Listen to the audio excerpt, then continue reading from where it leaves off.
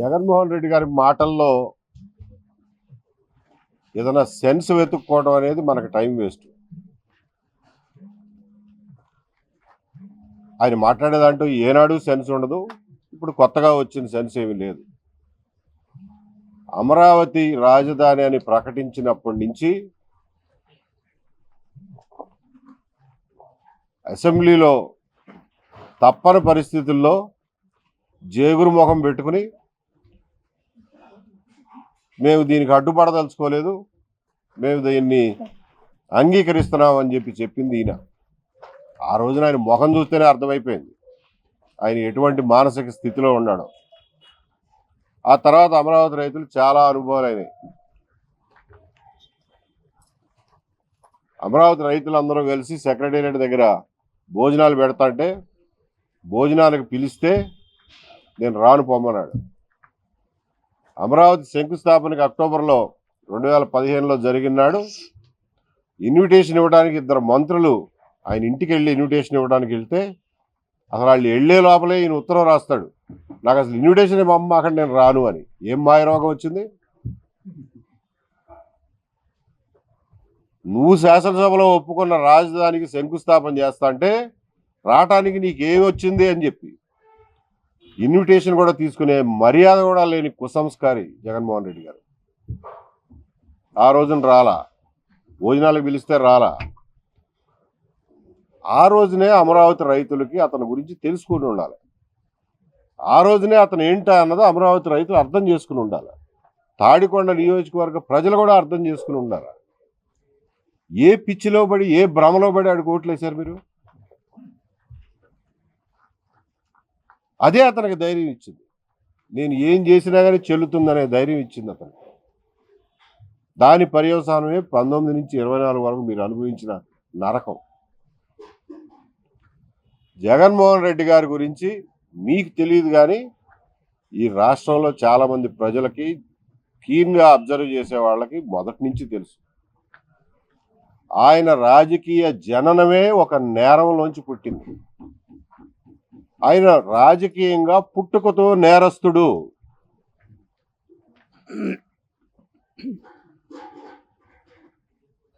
అవినీతి, డబ్బు దొంగతనం, దాన్ని తప్పుడు మార్గాల్లో పెట్టుబడులు పెట్టి తప్పుడు కంపెనీలు పెట్టడం, ఇక్కడి నుంచి పుట్టింది ఆయన రాజకీయం. మనకు తెలీదా? 2014లో ఎలక్షన్లు అయిన నాటికే తెలుసు అతని రాజకీయం ఏంటో. 2014 నుంచి 19 వరకు అతని నేర స్వభావాన్ని, అతని నేర సామ్రాజ్యాన్ని కట్టడి చేయకపోవడం మన తప్పు. అదే తప్పు ఇవాళ మళ్ళీ 2024 నుంచి కూడా చేస్తున్నాం. దీనికి బాధ్యత వహించాల్సిన వాళ్ళు గుర్తుపెట్టుకోవాలి.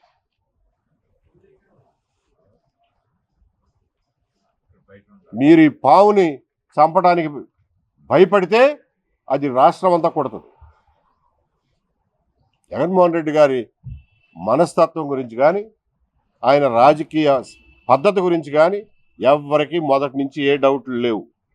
అమాయకంగా కళ్ళు మూసుకుని కూర్చున్న వాళ్ళు మోసపోయారు, కళ్ళు తెరిచిన వాళ్ళు ఎవడు మోసపోలే. జగన్మోహన్ రెడ్డి గారికి ఎట్లా వచ్చిందో, పుట్టుక నుంచి ఉందో తర్వాత వచ్చిందో తెలియదు కానీ ఆయనకి ఒక వింత మానసిక వ్యాధి ఉంది. ఆయన ఊరికే అంటలా సైకో అని. ఆయనకి నా ఉద్దేశంలో స్కిజోఫ్రీనియా అని ఒక రోగం ఉంటుంది, మానసిక జబ్బు. Schizophrenia means alternating cycles of sanity and insanity అంటారు. అంటే కొద్ది రోజులు బాగుంటాం, కొద్ది రోజులు బాగోపోవటం మానసికంగా. It is a type of psychotic disorder.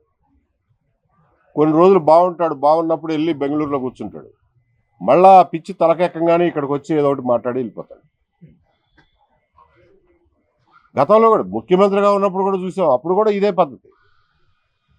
పిచ్చిలు వేసినప్పుడల్లా ఒక ప్రెస్ కాన్ఫరెన్స్ పెట్టడం, నోటికి వచ్చిందల్లా వాగిపోవడం, ఆ తర్వాత ఏం చేసుకునేవాడో మనకు తెలిసేది కాదు. That may be his same cycle. ఇంట్లో కూర్చొని పబ్జీ ఆడుకునేవాడు, ఏం చేసేవాడు మనకు తెలియదు. కాబట్టి ఆయన కొత్తగా వచ్చిందేం కాదు ఇది. And he has delusions of grandeur, delusions of పారానోయియా కూడా ఉంది. అందుకే దేని గురించో భయపడిపోతూ ఉంటాడు.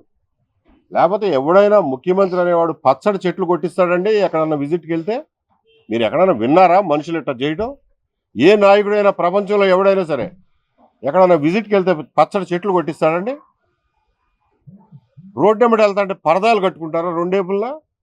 ఆయనకి ఏదో పిచ్చి భయం ఉంది ఎవరి నుంచో. మరి తను చేసిన పాపాలు తను వెంటాడతాయన్న భయం ఏమో కానీ మొత్తానికి ఆ భయం అది మామూలు భయం కాదు. మామూలుగా అందరూ సెక్యూరిటీ పెట్టుకుంటారు, అది ఓకే.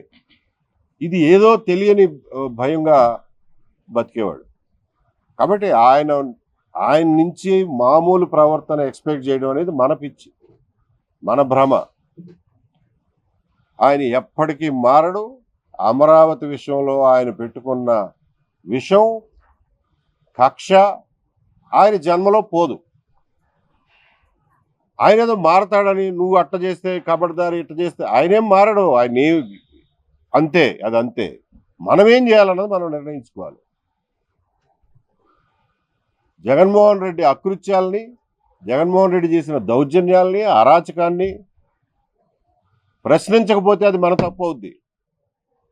ఎదుర్కోకపోతే మన తప్పు అవుద్ది. దాన్ని శిక్షించకపోతే ప్రభుత్వం తప్పు అవుద్ది. ఈరోజు జగన్మోహన్ రెడ్డి వచ్చి మాట్లాడింది అమరావతి రైతుల్ని భయపెట్టడంతో పాటు రాష్ట్ర ప్రజలందరినీ భయపెడదామని అనుకుంటున్నాడు.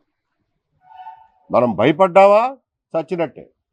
భయపడకుండా ఎదురు తిరిగితే తప్ప ఇటువంటి మృగాలుని తరిమి కొట్టడం మన వల్ల కాదు.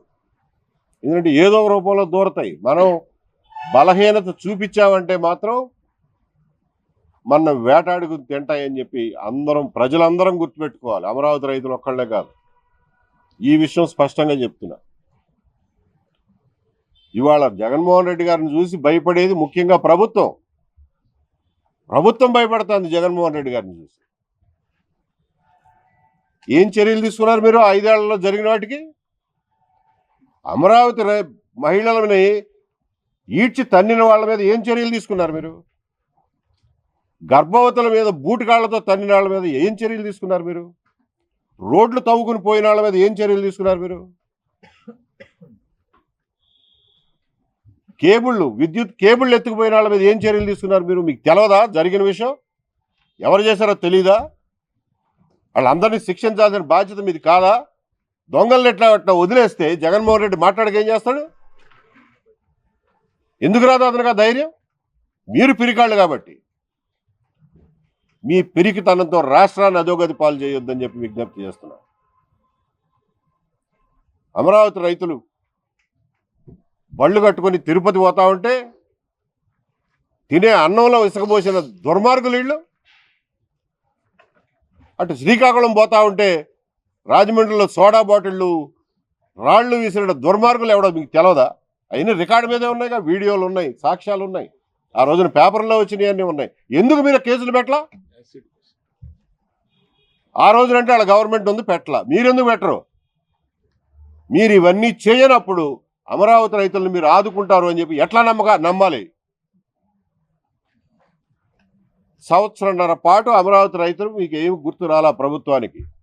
మీకు 2వ విడత ల్యాండ్ పూలింగ్ అవసరమైనాడు అమరావతి రైతులను కూర్చోబెట్టి వెంసాని చంద్రశేఖర్ గారిని పంపించి బుజ్జిగించడానికి ట్రై చేస్తారా?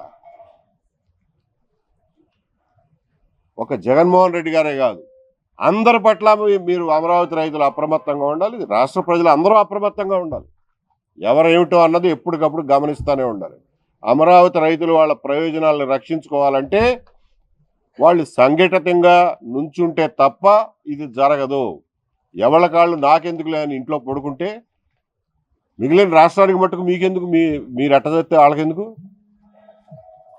మీ ఉన్న 29 గ్రామాల వాళ్ళే ఒక తాటి మీదకి రాలేనప్పుడు 13 జిల్లాల వాళ్ళు మీతో పాటు ఎందుకు వస్తారు? కాబట్టి ఆలోచించుకోండి. అమరావతి రైతులు ఎప్పుడు కళ్ళు తెరుచుకుని చూస్తూ ఉండండి ఎవరేం చేస్తున్నారు.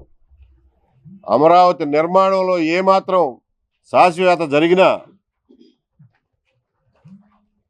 తప్పులు జరిగినా వెంటనే గళవెత్తి ప్రశ్నించాల్సిన బాధ్యత మీది.